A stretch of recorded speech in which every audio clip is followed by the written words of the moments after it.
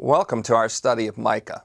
Remember that this is divine prophetic information for divine transformation into the image of Jesus Christ. Welcome to our study of Micah.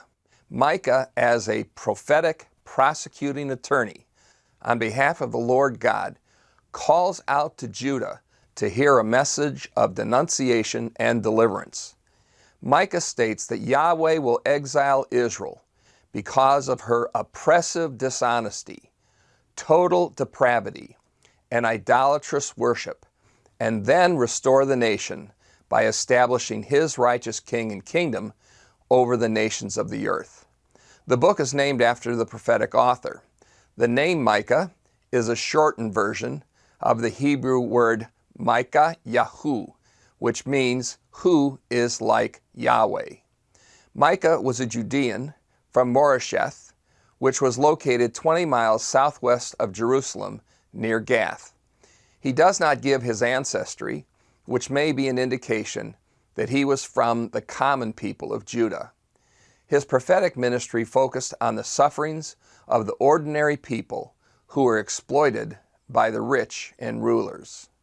Micah dates his prophecy to the days of Jotham, that's 750 to 732 BC, Ahaz, 736 to 716 BC, and Hezekiah, 716 to 687 BC. These are all kings of Judah, which he saw concerning Samaria and Jerusalem. Micah was a contemporary with Isaiah during the reign of Ahaz and Hezekiah.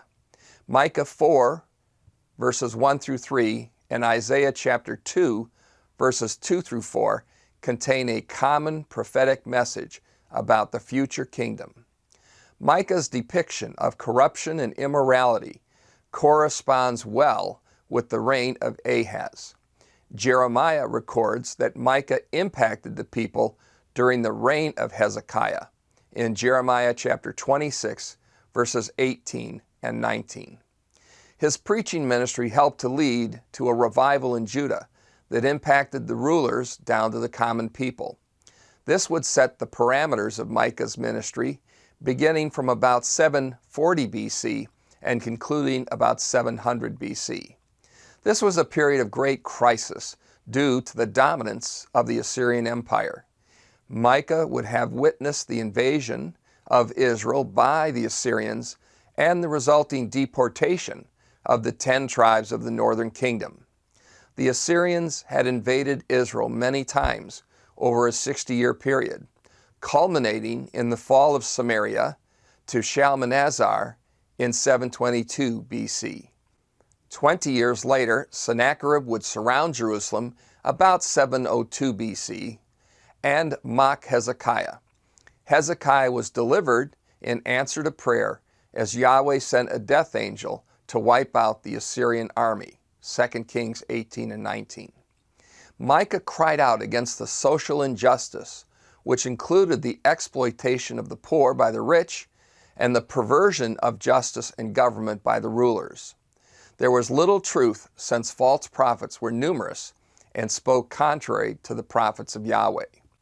The first recipients were the common people living in the agricultural areas of Judah. These people were assaulted by the Assyrian invasions because they often could not get into the fortified cities in time to avoid an attack. They were also exploited by the wealthy and oppressed by the rulers. They found no spiritual counsel, as the land was filled with false prophets. They lived through the evil reign of Ahaz and experienced the covenantal revival under Hezekiah. The main argument or subject of Micah is that Yahweh will exile Israel because of her oppressive dishonesty, total depravity, and idolatrous worship, and then restore the nation by establishing his righteous king and kingdom over the nations of the earth.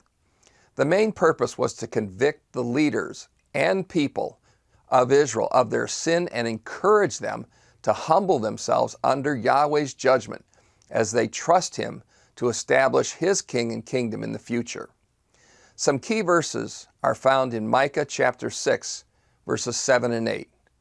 Does the Lord delight in thousands of rams, in 1,000 rivers of oil? Shall I present my firstborn for my rebellious acts, the fruit of my body for the sin of my soul? He has told you, O man, what is good, and what does the Lord require of you, but to do justice, to love kindness, and to walk humbly with your God.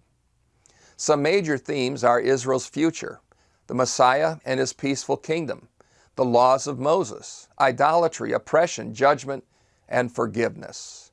And you will discover many more as you read. Micah can be divided into 7 major sections. The first one, we see that Yahweh will devastate Israel by judgment, and the people will be carried off into exile, chapter 1.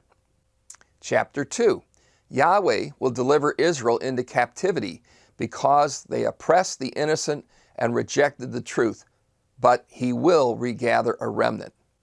Third, Yahweh will judge the rulers of Israel because of their corrupt and oppressive practices in leading Israel astray. That's chapter 3.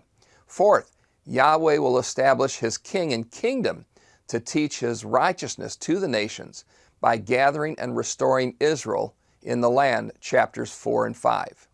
Fifth, Yahweh indicts Israel for their ingratitude towards his kindness and their callous total depravity, which permeates the entire nation, chapter 6. Sixth, Micah laments the depravity of Israel and awaits the deliverance of his God, chapter 7, verses 1 through 10. And then seventh, Yahweh will restore Israel through his compassionate forgiveness and exalt her over the nations, chapter 7, verses 11 through 20. Now let's read Micah as if we were original recipients. Imagine that you are living during a time when you know and fear that at any moment your home, your fields, your family could be overrun by the brutal Assyrians. You have looked to your rulers for protection, but they have only oppressed you. The rich of the land extort you out of the meager food and profits that you have. The land is filled with sin, and the people are reaping the corruption that they have sown. You read so you might understand the plan of Yahweh. You know that Yahweh will judge, and you will want to prepare yourself for deliverance. You know that God has promised a coming king who will deliver his people and restore the glory of his kingdom. You want to hear the truth of God rather than the messages from the false prophet.